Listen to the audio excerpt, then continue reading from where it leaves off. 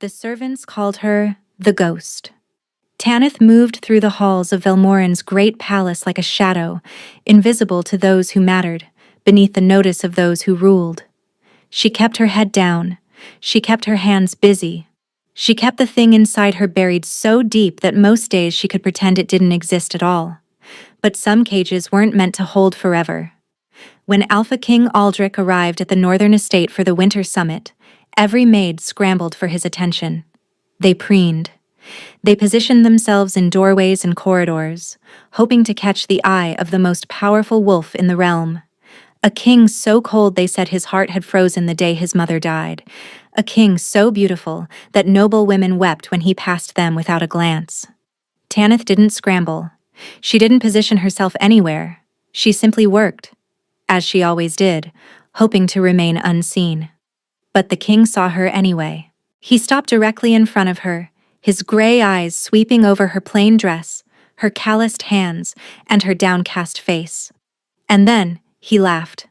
A single, cold, dismissive sound that made the other servants snicker. "This one," he said to the head steward. "I want her assigned to my chambers." The hall went silent. No one understood why a king who could command anyone would choose the servant everyone mocked. Tanith didn't understand either. Not until his true intentions became clear. And not until the power she'd spent her entire life suppressing decided it was done being ignored. Neither of them was prepared for what would awaken between them. The bucket slipped from Tanith's frozen fingers and clattered against the stone floor, dirty water splashing across her worn shoes. She scrambled to right it, her cheeks burning, but the damage was done. Laughter echoed through the servants' corridor. "Careful, Ghost," Mira called out, her voice dripping with false sweetness. "You might actually make a sound for once." More laughter. Tanith said nothing. She never said anything. Words had stopped mattering years ago, around the same time she'd learned that silence was safer than speaking. That invisibility was a gift, not a curse. She mopped up the water with her already damp apron, ignoring the ache in her knees, the chill that had settled into her bones from another night sleeping in the unheated servants' quarters. Winter in Velmorin was merciless, and the northern estate sat high enough in the mountains that frost crept through every crack, every gap, and every poorly sealed window. "The king arrives within the hour," the head steward announced, striding past without looking at her. "Every surface must gleam, every fire must burn. Anyone who embarrasses this household will answer to me personally." Tanith worked faster. Her hands were red and raw, but she scrubbed until the stone shone. She polished until the brass fixtures reflected her pale, hollow face back at her. She built fires in 6 different hearths, carrying wood until her shoulders screamed. No one thanked her. No one noticed. That was the point. By the time the horn sounded announcing the king's arrival, Tanith had positioned herself exactly where she always positioned herself during important events, in the back, in the shadows, against the wall. The other servants jostled for better views, craning their necks toward the great entrance hall where Alpha King Aldrich would make his appearance. The doors opened. Cold air rushed in first, carrying the scent of pine and snow and something else. Something that made the wolf inside Tanith lift its head for the first time in years. Power. Raw, ancient, overwhelming power that rolled through the hall like thunder before a storm. And then she saw him. Aldrich of Velmoran was taller than the stories claimed.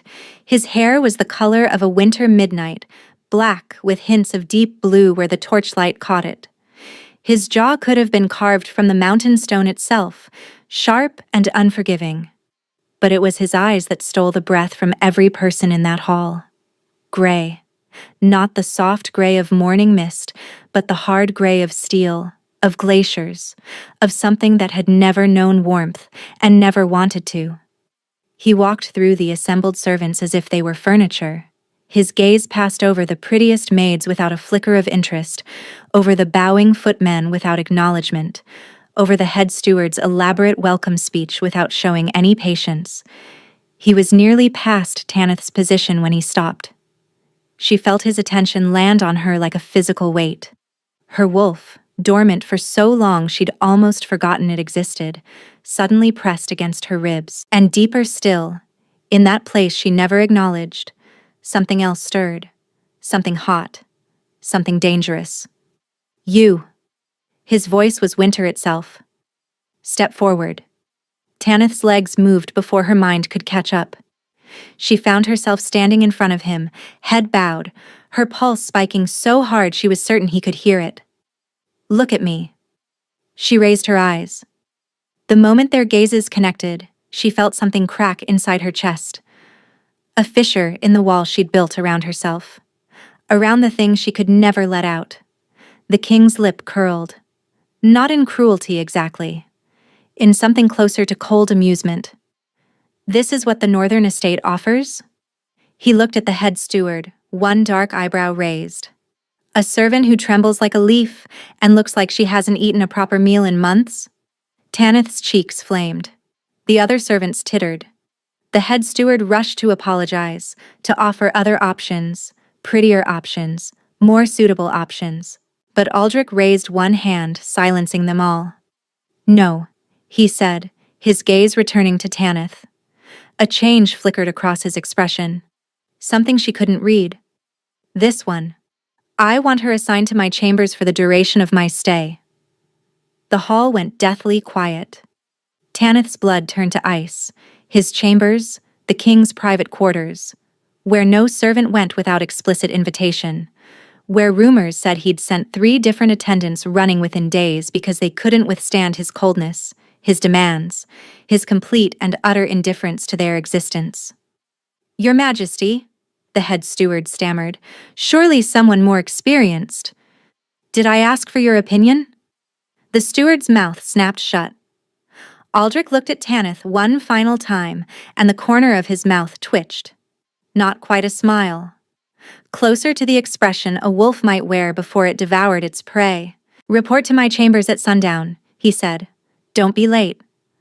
Then he walked away, leaving Tanith standing frozen in the center of the hall, every eye upon her, every whisper rising around her like smoke. She didn't understand what had just happened. She didn't understand why he'd chosen her. But the thing inside her chest, the thing she'd suppressed for 15 years, had begun to pulse with a heat she couldn't ignore. And somewhere deep in her bones, she felt the first stirring of something that might have been destiny or might have been doom. The king's chambers occupied the entire eastern wing of the estate. Tanith had never been permitted past the gilded doors that separated his quarters from the rest of the house, but she'd heard the stories. Cold enough to freeze breath midair, dark enough to swallow light, filled with shadows that seemed to move on their own. She stood before those doors now, her hand raised to knock, her courage failing. He requested you specifically, she reminded herself. He could have chosen anyone. He chose you. But why? The question had tormented her through the remaining hours of daylight. She was nobody. Less than nobody. A servant without family, without pack, without even a proper surname. The northern estate had taken her in as a child after she'd been found wandering the forest, half dead from cold and something else. Something the healers couldn't name but learned to fear. She'd been 7 years old when the fires started. Tanith pushed the memory down, buried it beneath layers of practiced control, and knocked. Enter. The single word carried so much authority that her hand moved to the door handle without conscious thought. She stepped inside, and the cold hit her immediately. Not the natural cold of winter, but something deeper. Something that felt almost alive. The chamber was vast. A fire burned in a massive stone hearth, but it seemed to produce no warmth. Candles lined every surface, their flames flickering in a non-existent wind. And sitting in a chair before the fire, still dressed in his traveling clothes, was the king. He didn't turn as she entered. Didn't acknowledge her presence at all. Simply continued staring into the flames as if they held answers to questions only he could hear. Close the door. Tanith obeyed. You will tend this fire throughout the night, he said, still not looking at her. You will ensure it never dies. You will bring food when I require it, remove trays when I'm finished, and otherwise remain silent and invisible. Can you manage that? Yes, Your Majesty. Good. He paused. I chose you because the others would have attempted conversation, flirtation, pathetic bids for my attention. Now he turned, those gray eyes finding hers across the dim room. You won't do any of those things, will you? Tanith shook her head slowly. Because you know your place. She should have agreed, should have bowed her head and accepted the insult beneath his words. But something flickered in her chest, that dangerous heat again, and before she could stop herself, she spoke. Because I have no interest in your attention, Your Majesty. The silence that followed was absolute. Tanith's heartbeat stuttered. What had she done? What had possessed her to speak to the Alpha King that way? He could have her whipped, dismissed. Worse. But Aldrich didn't rage, didn't call for guards. Instead, his demeanor altered subtly. The cold amusement faded, replaced by something closer to curiosity. No interest, he repeated slowly. Every servant in this estate would sell their soul for 5 minutes of my attention. But you have no interest. No, Your Majesty. Why? The question caught her off guard. No one had ever asked her why she felt anything. No one had ever cared enough to wonder. Because attention brings expectations, she heard herself say, and expectations bring disappointment. I've learned to want neither. Aldrich studied her for a long moment. The firelight cast strange shadows across his face, emphasizing the sharp angles, the hollow beneath his cheekbones, the darkness that seemed to live behind his eyes. Sit, he said finally, gesturing to a small stool near the hearth. You'll freeze standing there. Tanith blinked. Was the king showing her consideration? She sat, and the warmth of the fire, what little there was, seeped into her chilled bones. Aldrich returned his attention to the flames, and silence stretched between them. But it wasn't the oppressive silence she'd expected. It was almost comfortable. Minutes passed, perhaps an hour. Tanith tended the fire when it dipped, added logs when needed, and said nothing. The king also said nothing. But occasionally she felt his gaze on her, assessing, calculating. You're not afraid of me, he observed eventually. Should I be, Your Majesty? Everyone is afraid of me. Tanith considered this. Her wolf was restless tonight, more awake than it had been in years. And that other thing, the heat beneath her ribs, pulsed with increasing insistence. Perhaps I've known worse things than cold kings, she said quietly. Aldrich's eyes narrowed. For a moment she thought she saw something flicker in their gray depths.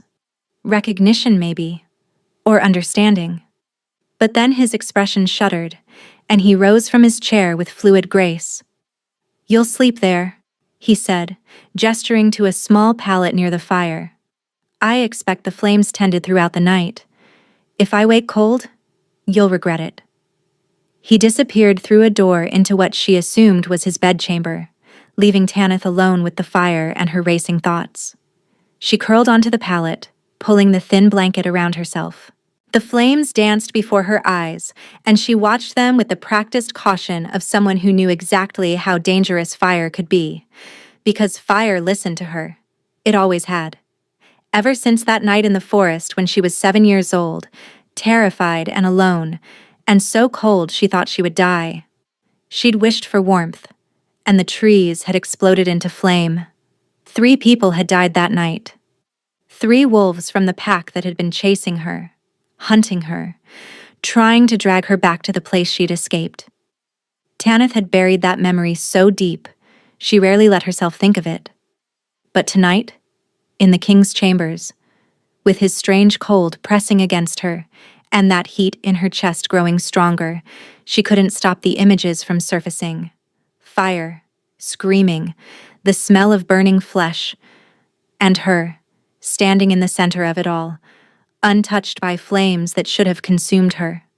The fire in the hearth suddenly flared, sparks shooting upward, flames leaping higher. Tanith gasped and pulled back. forcing the heat inside her down, down, down into the locked place where it belonged. The flames settled. The room grew cold again. But in the doorway to his bedchamber, hidden in shadow, Aldrich stood watching. And though Tanith didn't know it, though she couldn't feel his gaze upon her, the king had seen everything. He had seen the fire respond to her fear.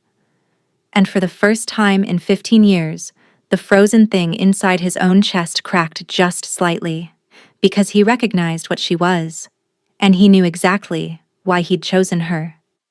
3 days passed in a strange rhythm. Tanith tended the fire, brought meals, removed trays.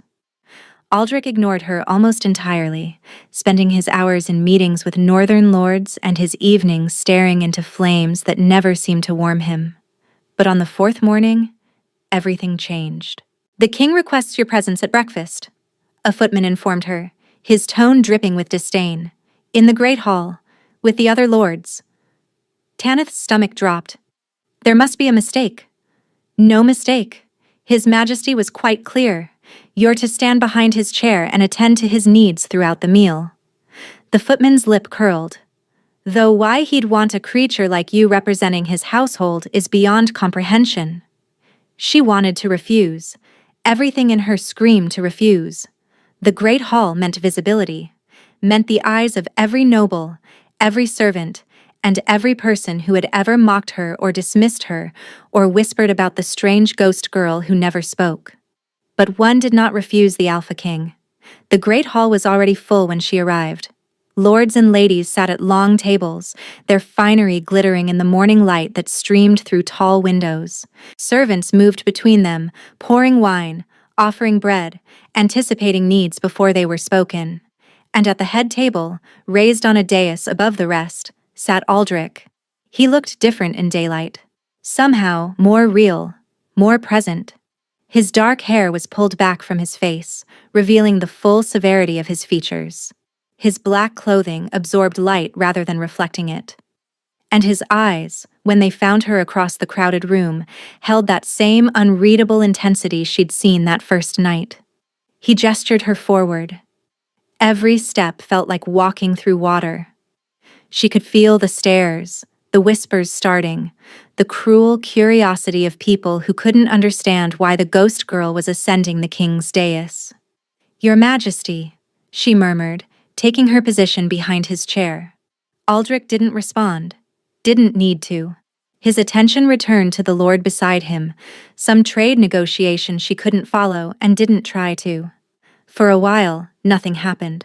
Tanith stood still, head bowed, hands clasped, doing her best to fade into the background.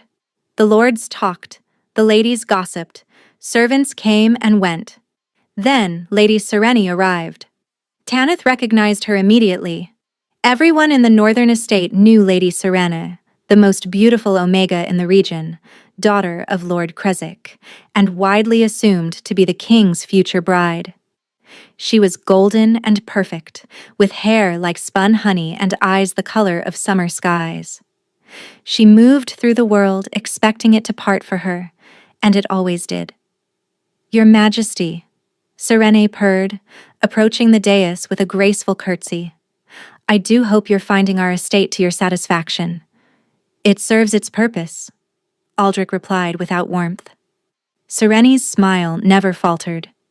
"And I see you've acquired a new attendant."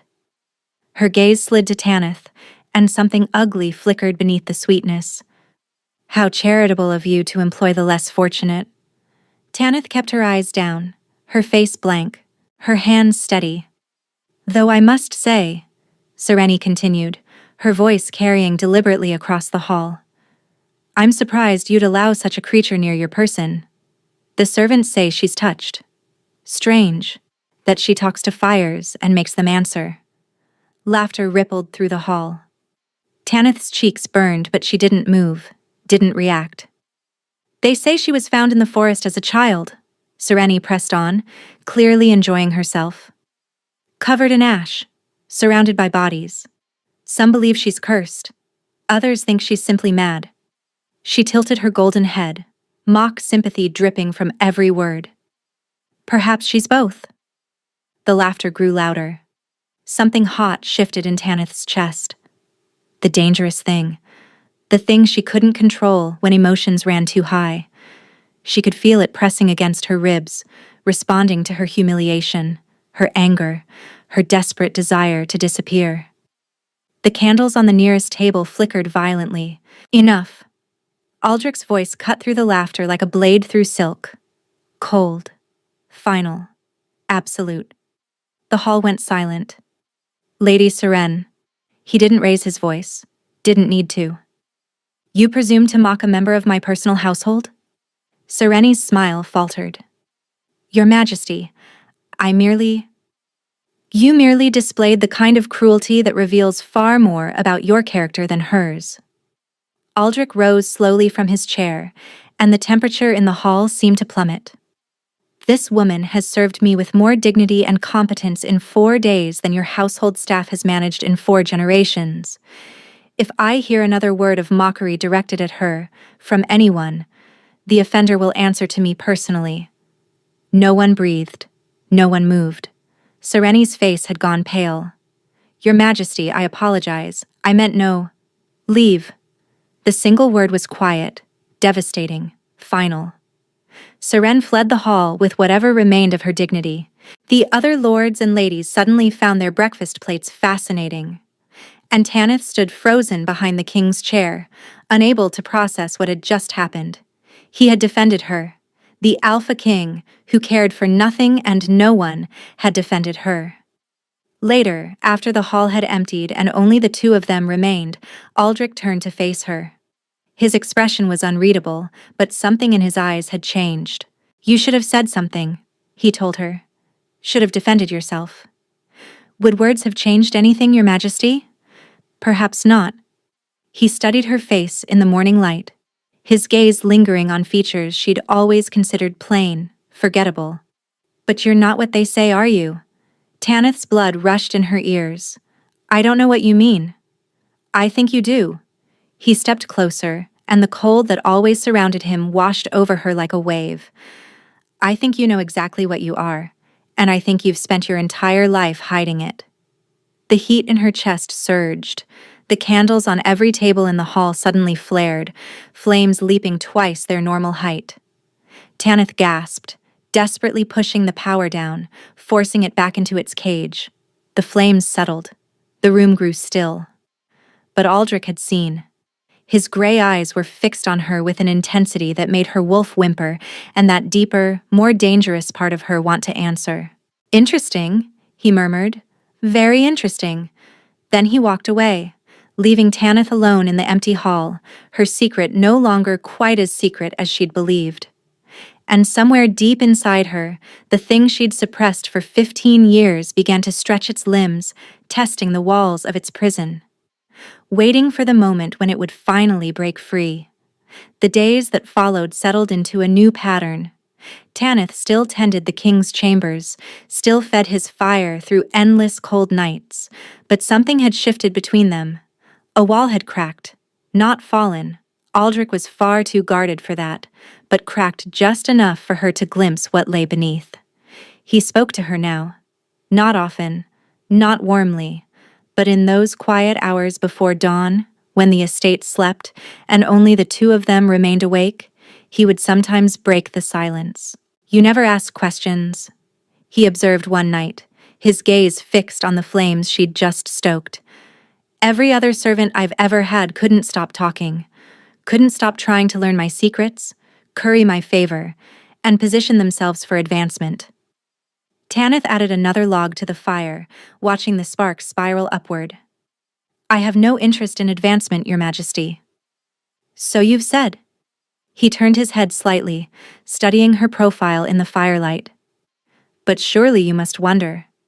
Why I chose you. Why I defended you against Lady Serene. Why I keep you here when I could have anyone.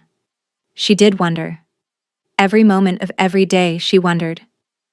But admitting that felt dangerous, like exposing a vulnerability she couldn't afford to reveal. Your Majesty's reasons are his own.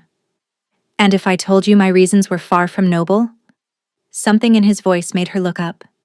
His gray eyes held hers across the dim room, and for a moment, the mask slipped. She saw exhaustion there, pain, a bone-deep weariness that seemed to go beyond mere tiredness. "Then I would say that unnoble reasons are still reasons," she replied quietly, "and that perhaps your majesty carries burdens heavier than anyone knows." Aldrich's expression fractured. For just an instant, he looked almost young, almost vulnerable. Then the mask returned, and he rose from his chair with his usual fluid grace. "You see too much," he said. "It's a dangerous quality in a servant."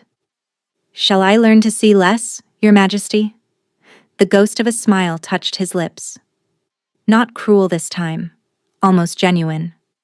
"No," he said. "I find I prefer the danger." He retired to his bedchamber, and Tanith was left with a heart that beat too fast and a warmth in her chest that had nothing to do with the fire. The following evening brought an unexpected summons. "The king requests your presence at the winter ball," the head steward announced, looking as though the words physically pained him. "You are to attend him throughout the event." Tanith's stomach dropped. "The ball? But I don't have... Arrangements have been made." The steward thrust a bundle of fabric into her arms. "You'll find appropriate attire in your quarters.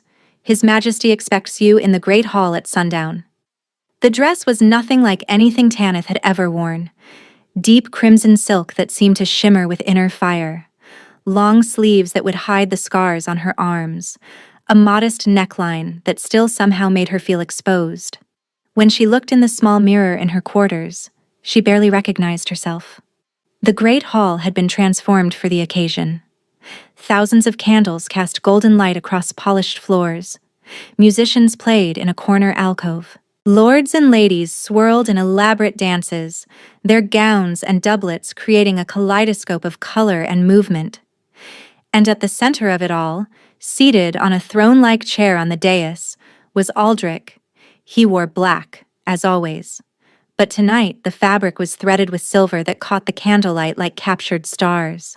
His dark hair fell loose around his shoulders, and the severity of his features seemed somehow softer in the warm glow.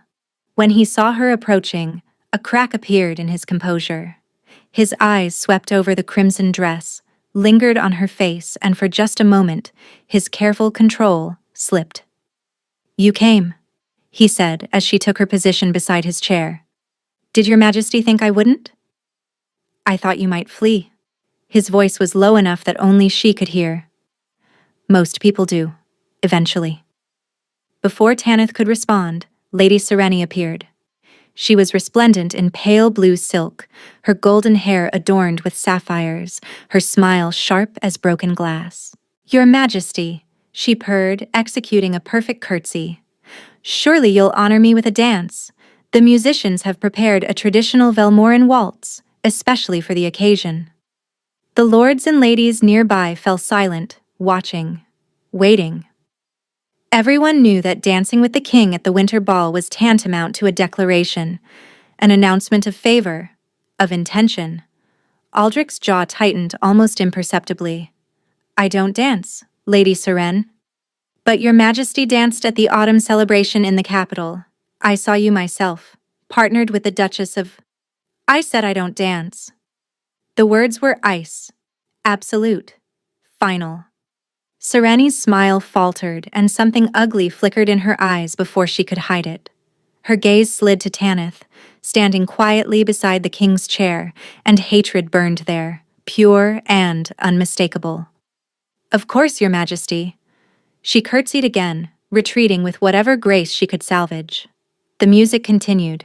The dancing resumed. But Tanith felt Sereni's gaze on her throughout the night, sharp and venomous. Hours later, when the ball had wound down and most guests had retired, Aldrich finally rose from his chair. "Walk with me," he said. It wasn't a request. They moved through empty corridors, past sleeping servants and guttering torches, until they reached a small balcony overlooking the estate's frozen gardens. The night was bitterly cold, but Aldrich stepped outside without hesitation. Tanith followed, wrapping her arms around herself against the chill. "You're cold," he observed. It's winter, Your Majesty. Yet you followed me anyway. He turned to face her, and the moonlight turned his gray eyes silver. Why? Because you asked me to.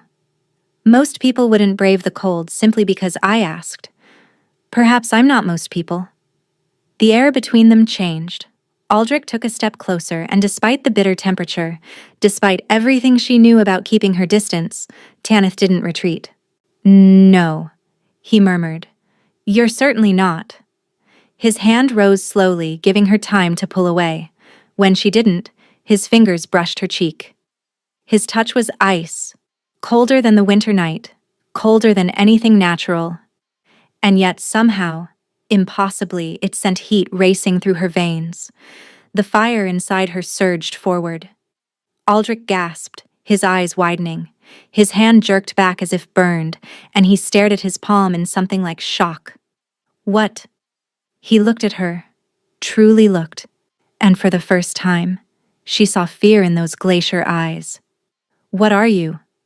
The candles in the corridor behind them exploded into flame. Every torch on the balcony roared to sudden, brilliant life. The air itself seemed to crackle with heat that shouldn't exist in the frozen night. Tanith stumbled backward, her hands raised, her chest tightening with panic. I'm sorry, she gasped. I didn't mean to. I can't always. But Aldrich wasn't moving toward her, wasn't calling for guards. He stood perfectly still, staring at his palm where her warmth had touched his frozen skin. And when he finally looked up, his expression was something she'd never seen before. Wonder. Desperate, aching wonder. You're warm, he whispered. You're actually warm. Then he turned and fled into the darkness, leaving Tanith alone on the balcony with flames dancing around her like loyal servants awaiting their queen's command. Aldrich avoided her for 3 days. Tanith continued her duties in his chambers, but he was never there. She tended the fire alone, slept on her pallet alone, and tried not to feel the absence like a physical wound. He knows what you are now, she told herself. He'll have you sent away. Or worse. But no guards came. No summons to the head steward. Nothing but silence and empty rooms and the endless, unnatural cold that seemed to seep deeper into the walls each day. On the 4th night, she woke to the sound of labored breathing. Tanith sat up on her pallet, her breath catching in her throat. The fire had burned low, too low, she realized with a jolt of fear. She'd fallen asleep. She'd let it die. And there, collapsed before the dying embers, was the king. Your Majesty! She scrambled across the floor, falling to her knees beside him. His skin was blue. Not pale, not cold. Blue, like a man who'd been buried in snow for hours. His eyes were closed, his breathing shallow, his body racked with shivers so violent they looked like convulsions. No, no, no. Tanith pressed her hands to his chest and felt nothing. No heartbeat, no warmth, nothing but ice beneath her palms. The power inside her exploded. Heat poured from her hands like liquid fire. The dying embers in the hearth roared back to life. The candles throughout the chamber burst into flame. The very air grew warm, then hot, then almost burning. And beneath her palms, Aldrich's heart stuttered back to life. She didn't know how long she knelt there, pouring heat into his frozen body. Minutes. Hours. Time ceased to have meaning. All that existed was the fire flowing from her into him, the desperate need to keep his heart beating, to keep the ice from claiming him completely.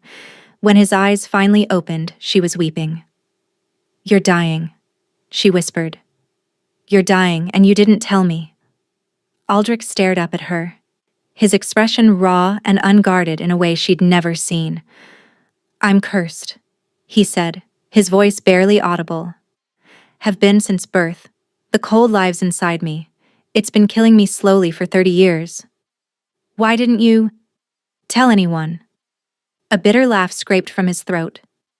I'm the Alpha King. I can't be weak, can't be dying, can't be anything other than cold and untouchable. Tanith's hands were still pressed against his chest. She could feel his heart now, beating faster, stronger, responding to her warmth in ways that seemed impossible. That's why you chose me, she realized. You knew what I was. You could feel it. I suspected. He raised one trembling hand and covered hers where it rested over his heart. I've searched for years for someone who could warm me. Healers, witches, fire elementals from distant kingdoms. Nothing worked. No one's fire could reach past the curse. But mine can? His eyes met hers, and the vulnerability there took her breath away. Yours is the only warmth I've felt in 30 years. His voice cracked. When you touched me on that balcony, I felt alive. For the first time in my entire existence, I actually felt alive. The confession hung between them, raw and devastating. Tanith looked down at this powerful king, this cold and untouchable man, and saw the truth beneath the mask. He wasn't cruel. He was dying. He wasn't indifferent. He was terrified. And somehow, impossibly, her fire was the only thing that could save him. "Let me help you," she whispered.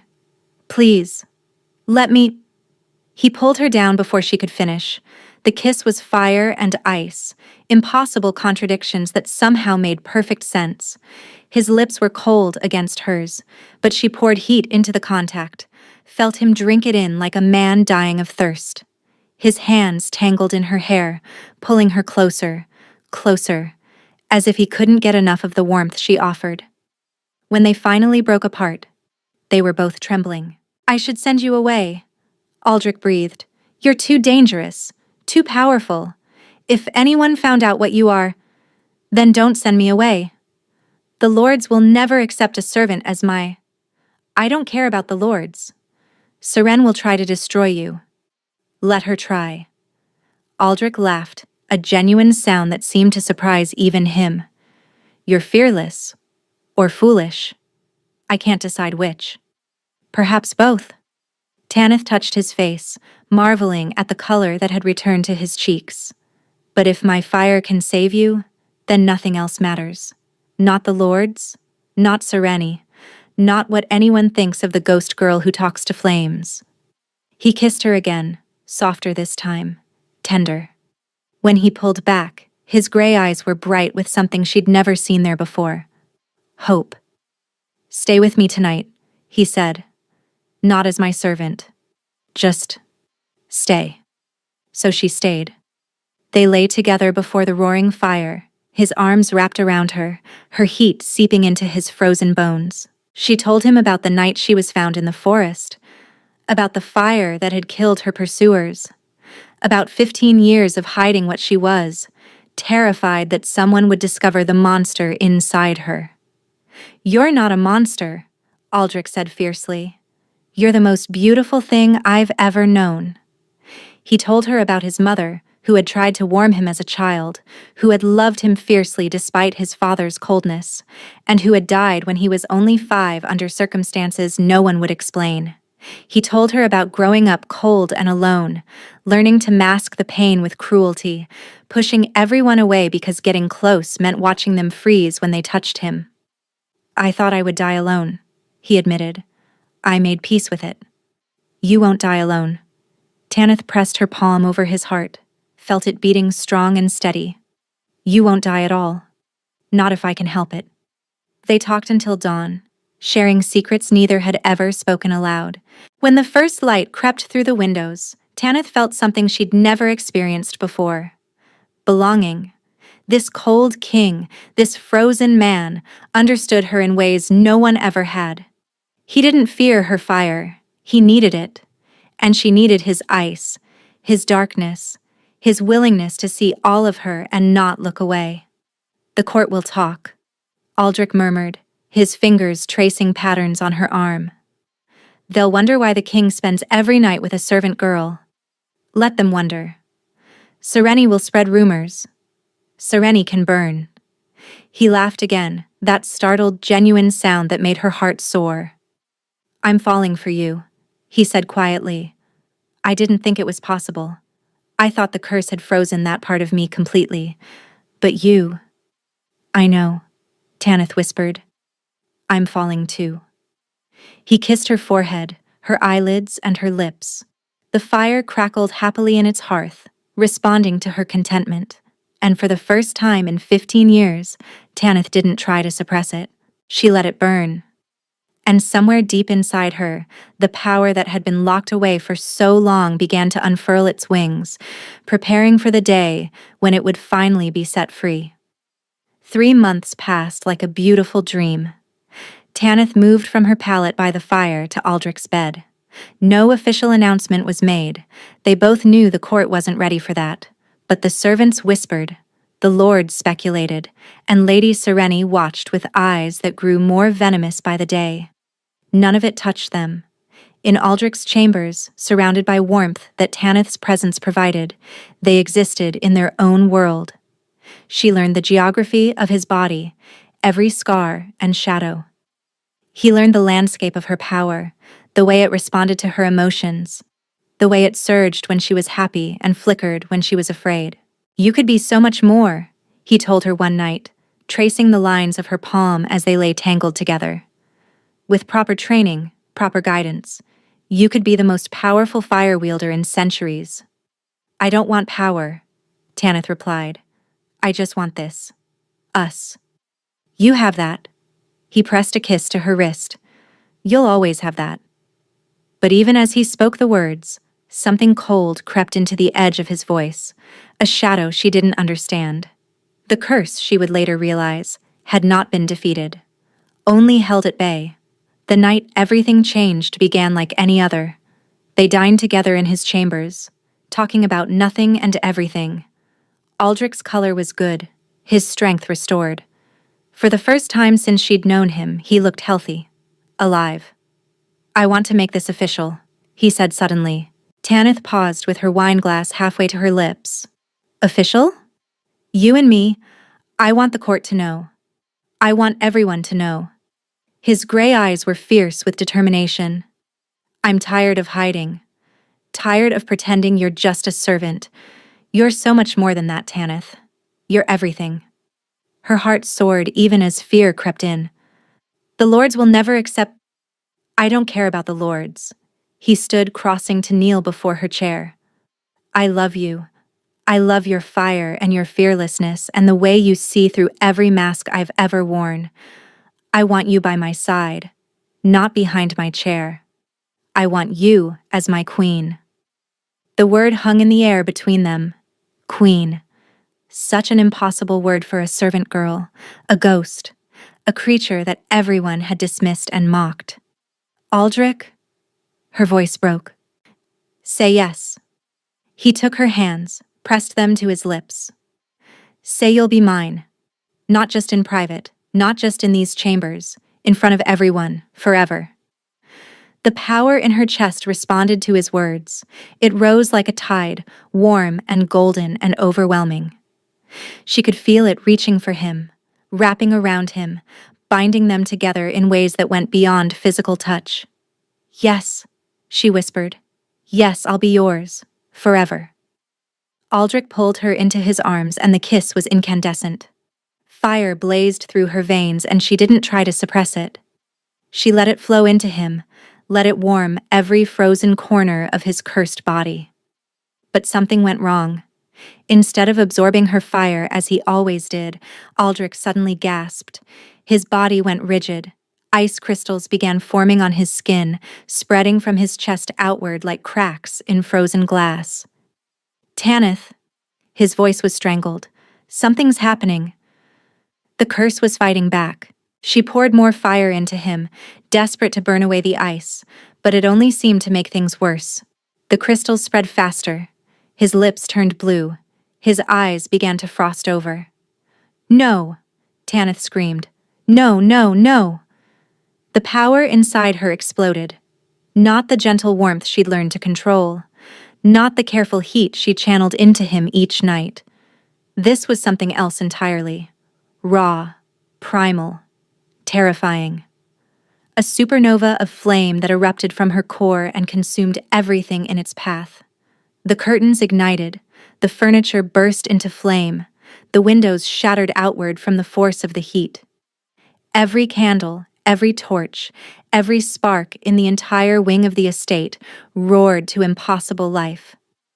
And Tanith stood at the center of it all, burning but not consumed, her eyes blazing gold, her hair floating around her like she was underwater.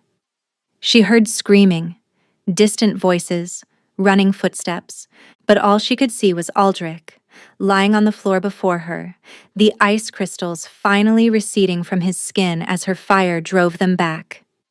His eyes opened, and even through the inferno surrounding them, he stared at her with something that looked like awe. Then the doors burst open. Guards flooded in, followed by lords and servants and Lady Sereni, who took one look at the scene before her and smiled, a terrible, triumphant smile. "Witch," she breathed, loud enough for everyone to hear. "The ghost girl is a witch." The flames died instantly, not because Tanith wanted them to, but because shock stole the power from her control. She collapsed to her knees, suddenly exhausted, suddenly terrified, suddenly aware of what she'd just revealed to the entire court. "She tried to kill the king!" Sereni's voice rose in false horror. "Guards, seize her!" "No!" Aldrich's voice cracked through the chaos. He struggled to his feet, placing himself between Tanith and the advancing guards. "No one touches her." "Your Majesty, she's dangerous." "I said no one touches her." His voice was ice, his authority absolute. "Anyone who lays a hand on her answers to me." The guards hesitated. The lords murmured uncertainly. Sereni's expression flickered with frustration, but Tanith could see the damage in everyone's eyes. They'd seen her power. They'd witnessed the uncontrollable fire that lived inside her. They knew what she was now, and no amount of royal protection could make them forget. "Leave us," Aldrich commanded. "All of you, now." They left, slowly, reluctantly, casting fearful glances over their shoulders. Sereni was the last to go, and the look she gave Tanith was pure poison. "This isn't over," her smile said. "I will destroy you." Then they were alone. Aldrich turned to face her, and Tanith braced herself for the fear, the revulsion, and the inevitable rejection. But instead, he crossed the ruined room in 3 strides and pulled her into his arms. "Are you all right?" he demanded. "Are you hurt? I almost killed you." The words came out broken. "The curse, my fire, it made it worse." "No." He gripped her shoulders, forcing her to meet his eyes. "Listen to me. The curse has been dormant for months because of you. It only activated tonight because I declared my intentions, because I said I wanted you as my queen." "I don't understand." "The curse knows," Aldrich said grimly. "It knows I'm falling in love with you. Really falling, not just physical attraction, and it's trying to stop me before I can complete the bond." A chill swept through Tanith. "What does that mean?" "It means the curse isn't just killing me, it's killing anything that might save me." His jaw tightened. "It's killing us." She stared at him, horror dawning. "There has to be a way to break it," she whispered. "There has to be." "There might be." His expression was carefully controlled, but she could see the fear beneath. "But it will require answers I don't have. Answers that someone has been hiding for a very long time." "Who?" Aldrich's eyes went hard, cold in a way that had nothing to do with his curse and everything to do with rage. "My father," he said, "the man who cursed me in the first place." The revelation struck Tanith like a physical blow. "Your father cursed you?" She stared at Aldrich, struggling to comprehend the words. "Your own father?" Aldrich's jaw was tight, his eyes distant. The ruined chambers smoldered around them, but neither moved to address the destruction. Some things mattered more than scorched curtains and shattered glass. "He wasn't always my father in any meaningful sense," Aldrich said quietly. "King Mordecai was a man who saw children as tools, weapons to be forged. I was his heir, which meant I was his most important weapon and his greatest potential threat. But to curse your own child, he didn't see it as a curse." Aldrich's laugh was hollow. He saw it as protection. For the kingdom. For his legacy. He turned to face the window, staring out at the winter night. An alpha king who cannot love is an alpha king who cannot be manipulated, cannot be controlled through his heart, cannot be weakened by sentiment. Tanith rose on unsteady legs, crossing to stand beside him. That's monstrous. That's power. His voice was bitter. That's what it costs to rule. At least, that's what he believed. And your mother? What happened to her? Aldrich's expression fractured.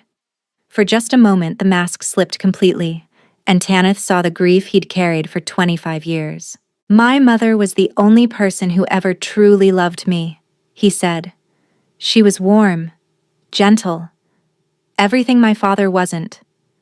And when she discovered what he'd done to me, when she realized he'd cursed their infant son to never know love. He paused, struggling for composure.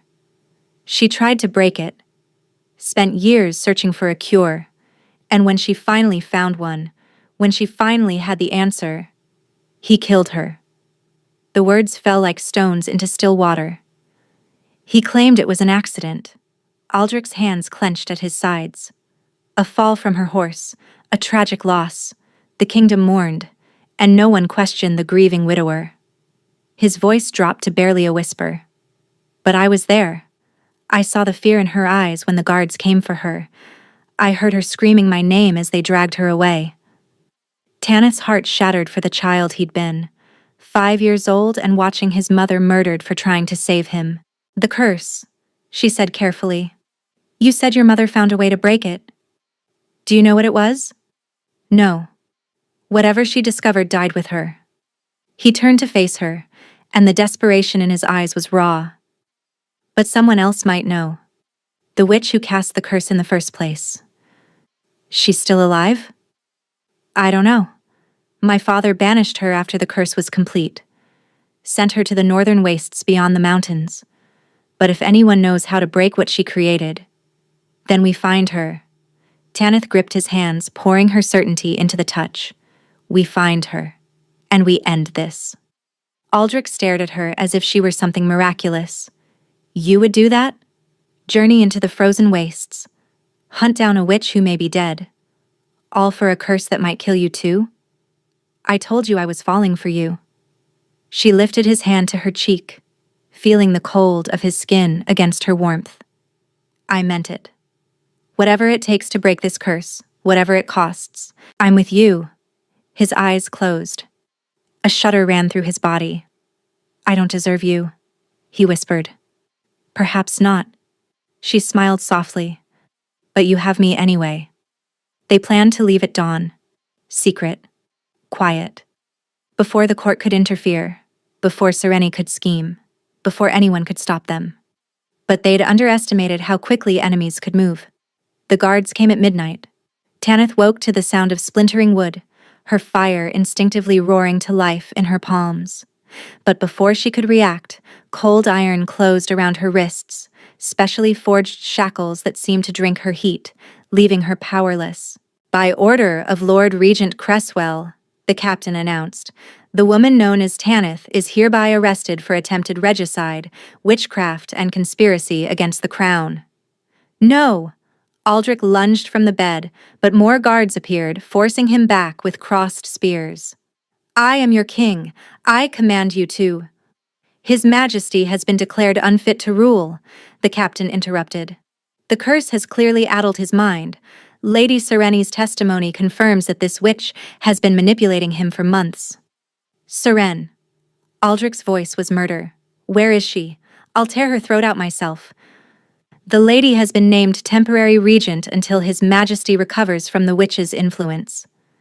The captain's eyes were cold, professional. She anticipated your resistance. Tanith was hauled to her feet, the iron shackles burning cold against her skin. She fought to reach her fire, but the metal seemed to create a barrier between her and her power. Whatever dark craft had forged these chains, they knew exactly what she was. Aldrich! She twisted toward him as the guards dragged her toward the door. Don't do anything foolish. Don't. I'll find you. His voice cracked with desperation. "I swear it, Tanith. I'll find you."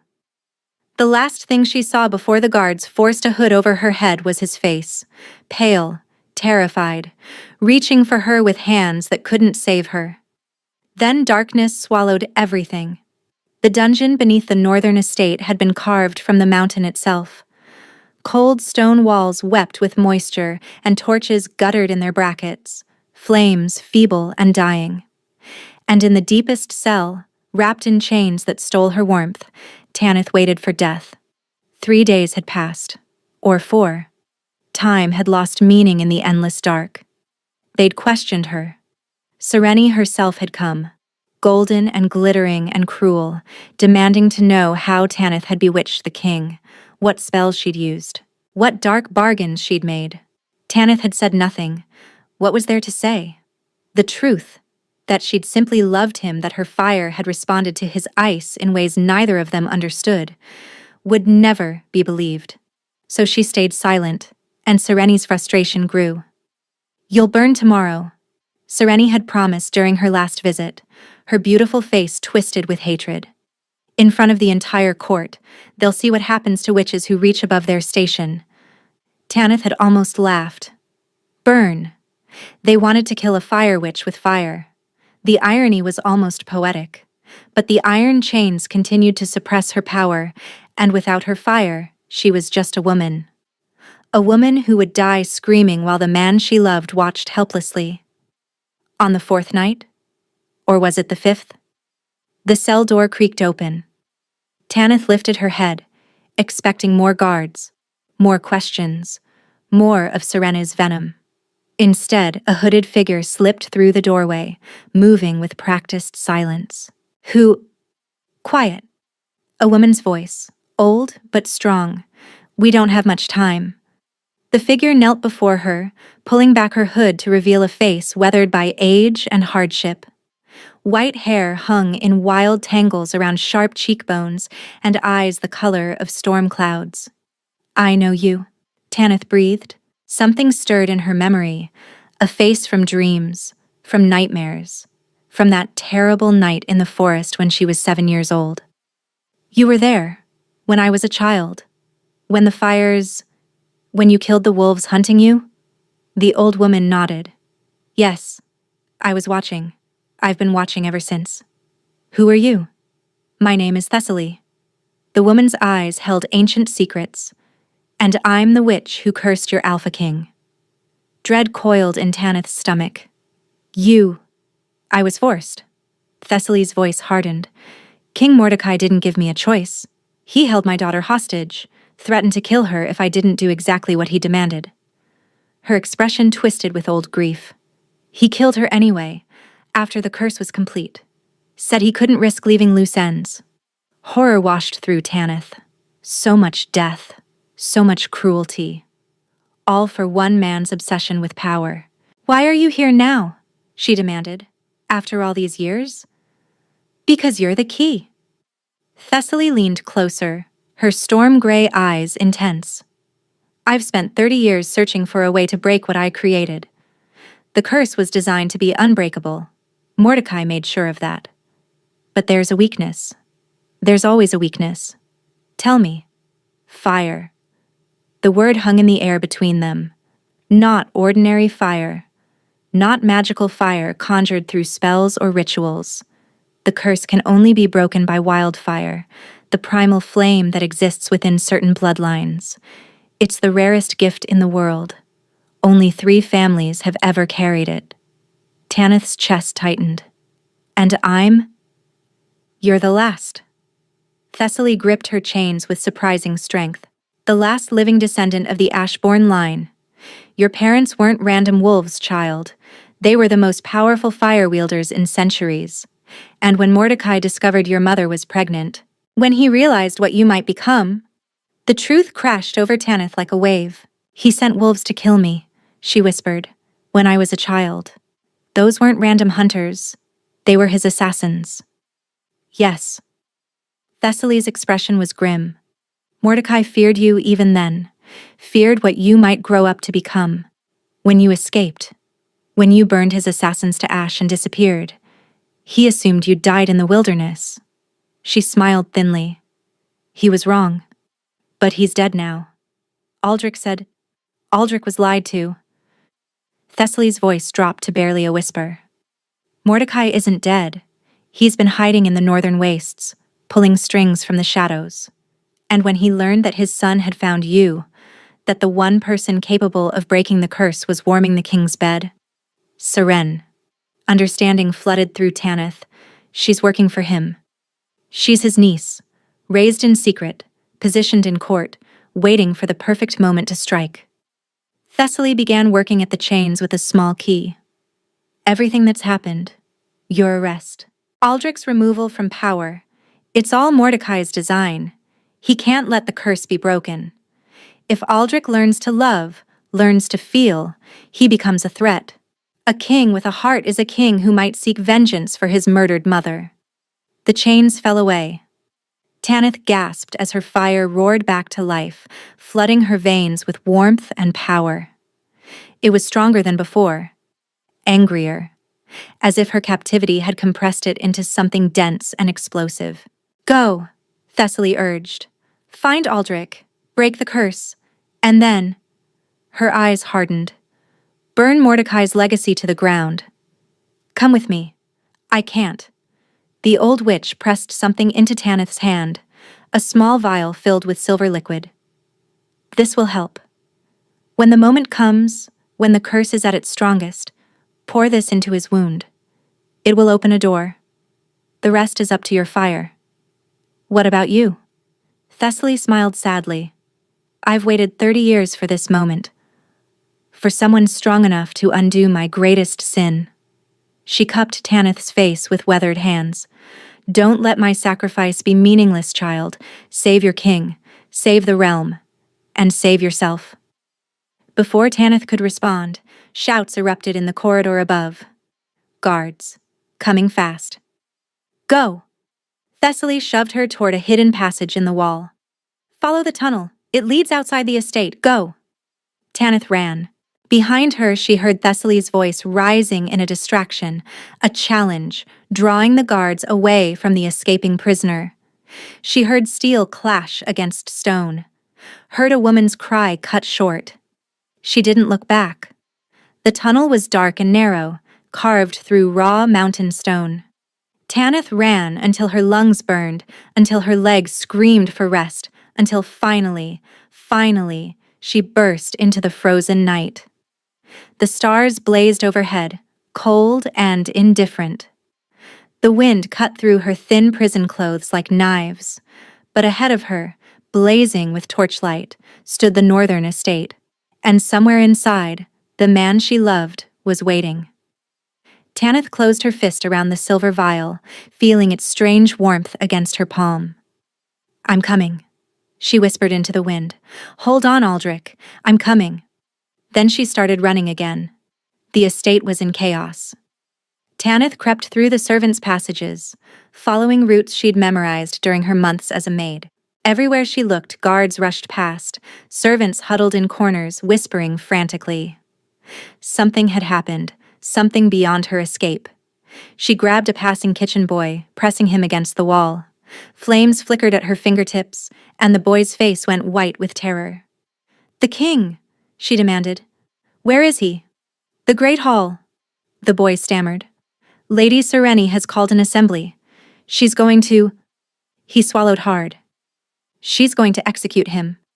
Says the curse has driven him mad. Says he's a danger to the realm. Tanith's blood turned to ice. When? Now. The ceremony is happening now. She released him and ran. The great hall was packed when she reached the gallery overlooking the main floor.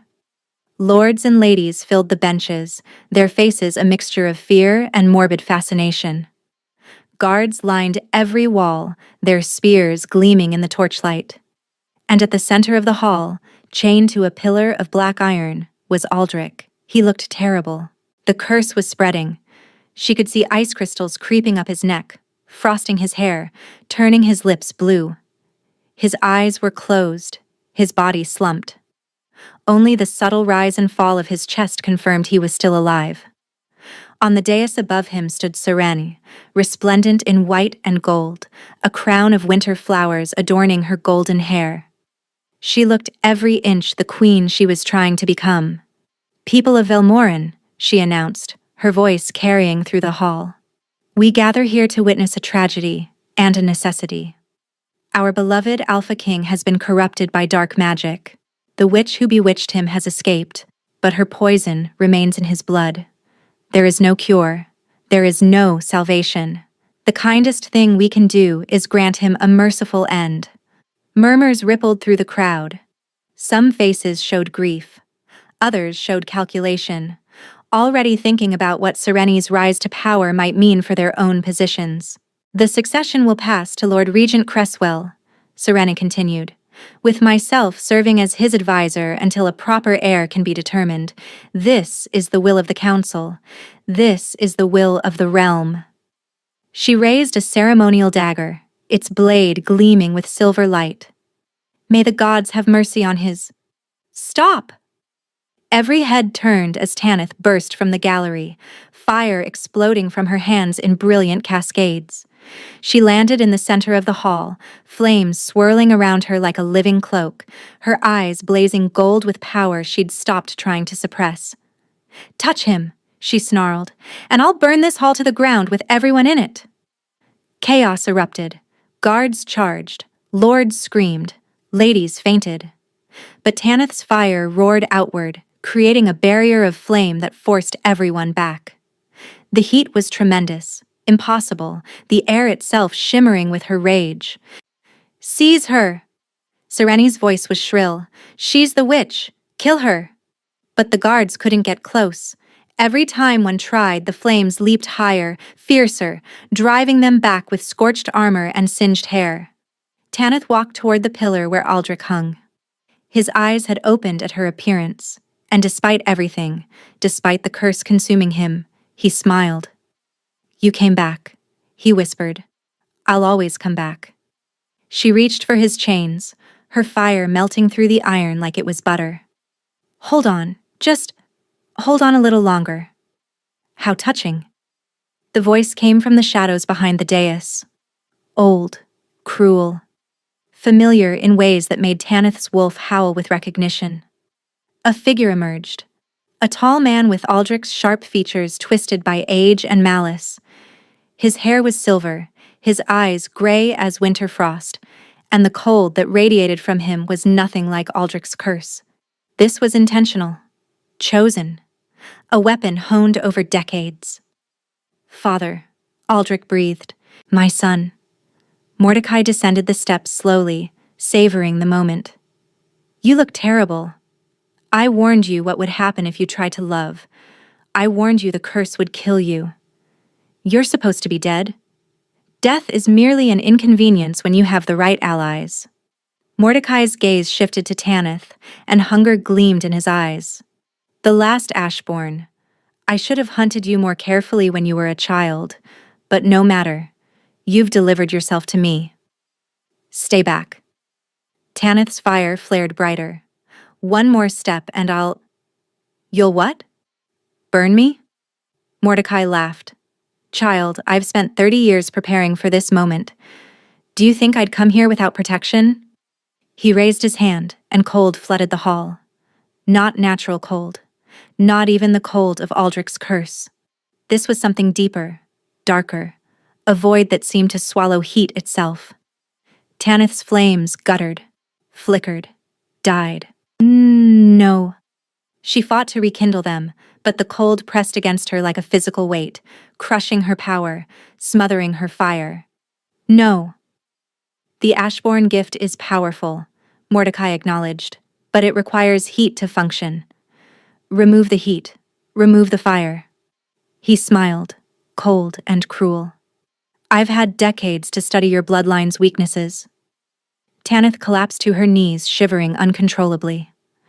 The cold was everywhere now, inside her bones, inside her blood. She couldn't think, couldn't breathe, couldn't— "Leave her alone!" Aldrich's voice cracked through the hall. He'd pulled free of the melted chains, though he could barely stand. Your quarrel is with me, father, not her.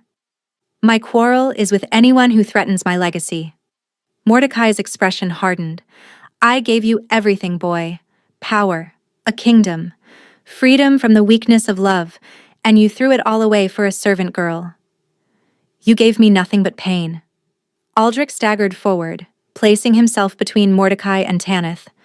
You murdered my mother, cursed me from birth, tried to kill the only person who ever made me feel alive. His voice rose with fury despite his weakness. You're no father. You're a monster. I'm a king. Mordecai's hand shot out, and ice exploded from his palm, slamming into Aldrich's chest. Aldrich screamed. The curse that had been slowly killing him suddenly accelerated. Ice raced across his body, coating his skin, freezing his blood. He collapsed beside Tanith, his body convulsing as the cold consumed him. No! Tanith crawled toward him, her frozen fingers finding his face. Aldrich, no, stay with me. Touching. Mordecai sneered. But ultimately pointless. The curse is complete now. In moments, his heart will freeze entirely. And then, dear girl, I'll deal with you. He turned away, already dismissing them both as corpses. And Tanith remembered the vial. She fumbled at her waist, her numb fingers closing around the small container Thessaly had given her. The silver liquid seemed to pulse with inner warmth, fighting against the cold that permeated everything. When the curse is at its strongest, the old witch had said, pour this into his wound. Aldrich's chest was covered in ice now, but beneath the frost, she could see where Mordecai's final attack had struck. A wound directly over his heart, dark and spreading. Tanith uncorked the vial with her teeth and poured the silver liquid directly into the wound. Light exploded. Not fire. Something older, stranger. A brilliance that seemed to exist outside normal understanding. It flooded into Aldrich's chest, and Tanith felt her power responding, rising to meet it despite the cold, despite everything. What? Mordecai whirled. What are you doing? Opening a door, Tanith whispered, and she let go of everything she'd been holding back. The fire that erupted from Tanith was nothing like anything she'd produced before. This wasn't the nervous flickering of a suppressed gift. This wasn't even the desperate blaze she'd unleashed when Aldrich had collapsed the first time.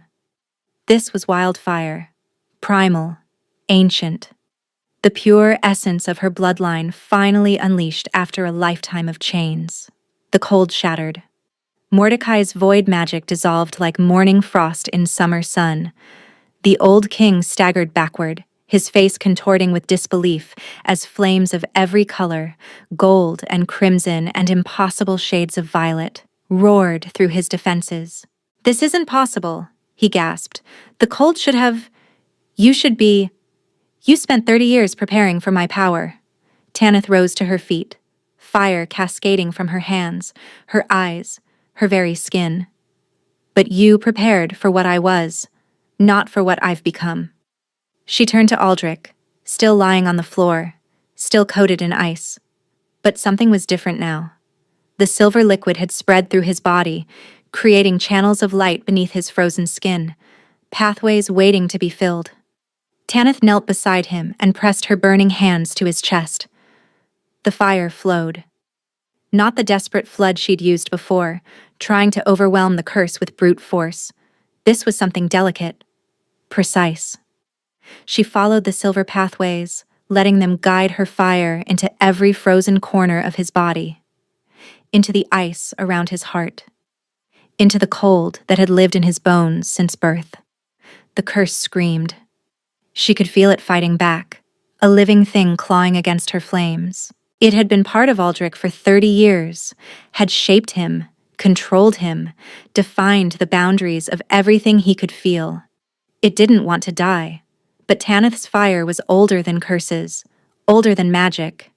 It was life itself, the primal force that had existed since the first spark in the darkness, and it would not be denied.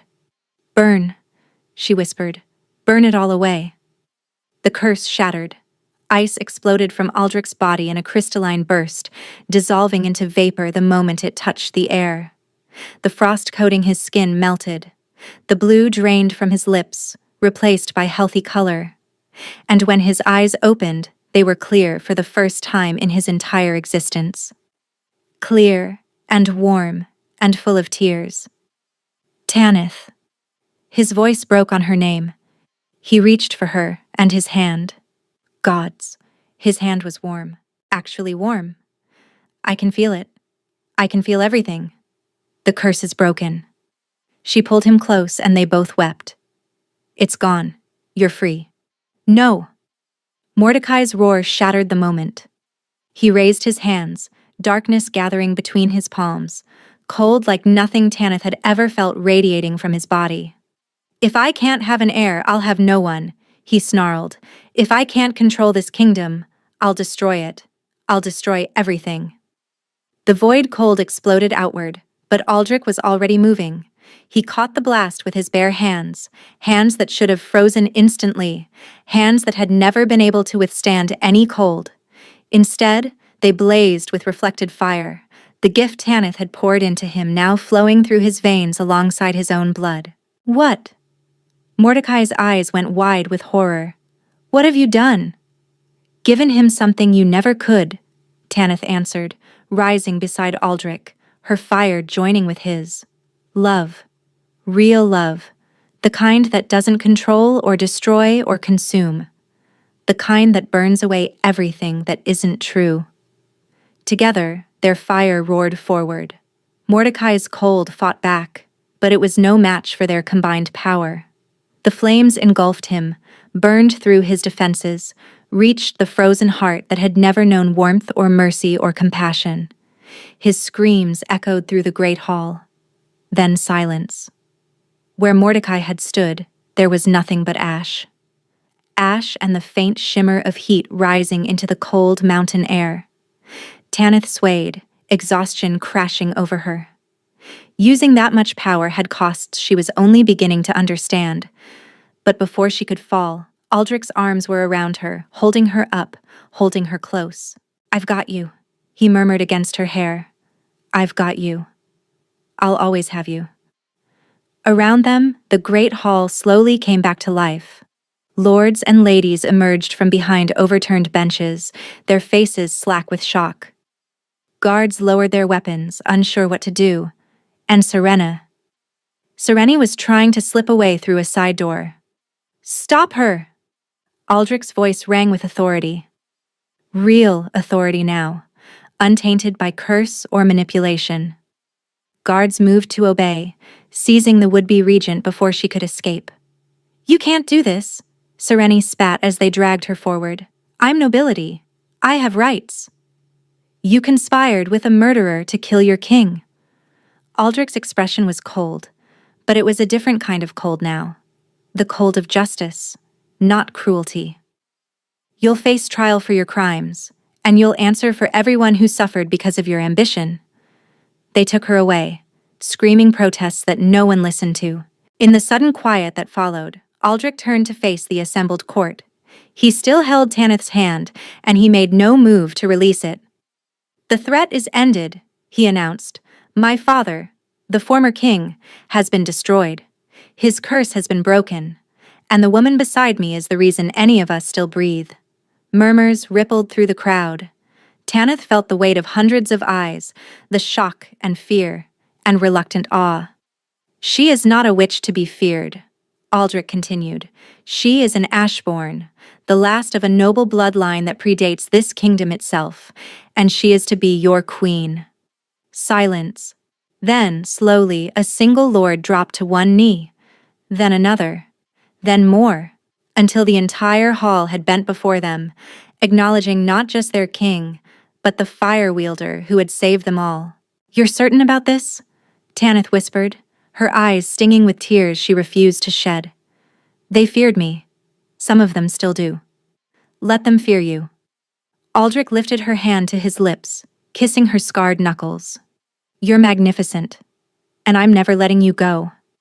He kissed her then, in front of everyone, and the fire that lived inside her rose in joy, warming the entire hall, chasing away the last remnants of cold. 6 months later, spring had come to Velmoran. Tanith stood on the balcony of the royal chambers, watching the sun rise over mountains that no longer seemed so harsh. Flowers bloomed in gardens that had been frozen for years. Children played in courtyards that had once echoed only with the boots of guards. The kingdom was healing. Slowly, imperfectly, but healing nonetheless.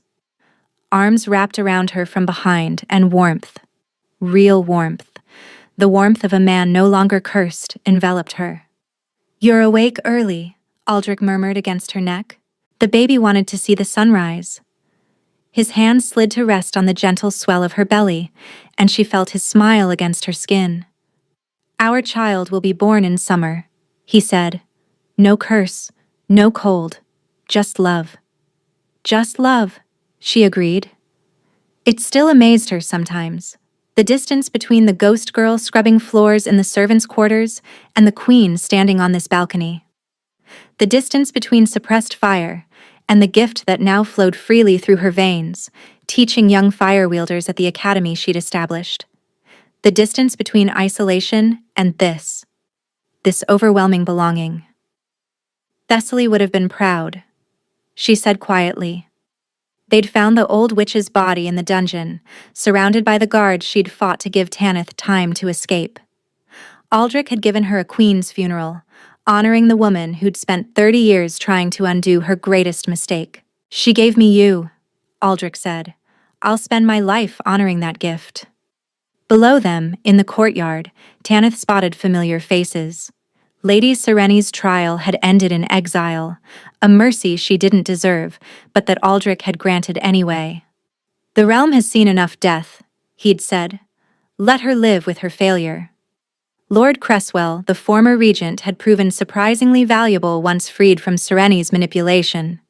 He now served as head of the council, helping to rebuild systems Mordecai had corrupted. And in the academy across the courtyard, young fire wielders were discovering gifts they'd been taught to fear. Tanith trained them herself when she could, teaching them that power wasn't something to suppress. It was something to embrace. "I was thinking about names," Aldrich said, pulling her from her thoughts. "Already? If it's a girl, I want to call her Lysara. It means one who brings light." His hand traced gentle circles on her belly. "And if it's a boy?" "Kaelin," Tanith smiled. "It means fire eternal." "Perfect." He turned her to face him, cupping her cheek with a hand that had once been so cold she'd feared touching it. "You've given me everything, Tanith, a heart that can feel, a body that knows warmth, a kingdom worth fighting for, a future I never dared imagine." "You gave me the same things." She rose on her toes to kiss him. "You saw me when I was invisible, defended me when I was defenseless, loved me when I was certain I was unlovable. You were never unlovable." His gray eyes, warm now, always warm, held hers with fierce tenderness. "You were just waiting for someone wise enough to recognize the fire inside you." She laughed, and the sound echoed across the courtyard, drawing smiles from guards and servants who had learned not to fear their queen's joy. "I love you," she said. "I love you too." He pulled her close, and their foreheads touched. Always and forever, through fire and ice and everything between. The sun continued to rise over Velmoran, painting the sky in shades of gold and crimson. And in the arms of the king who had learned to love, the Fire Queen who had learned to burn freely watched the dawn of a new era, not just for them, for everyone.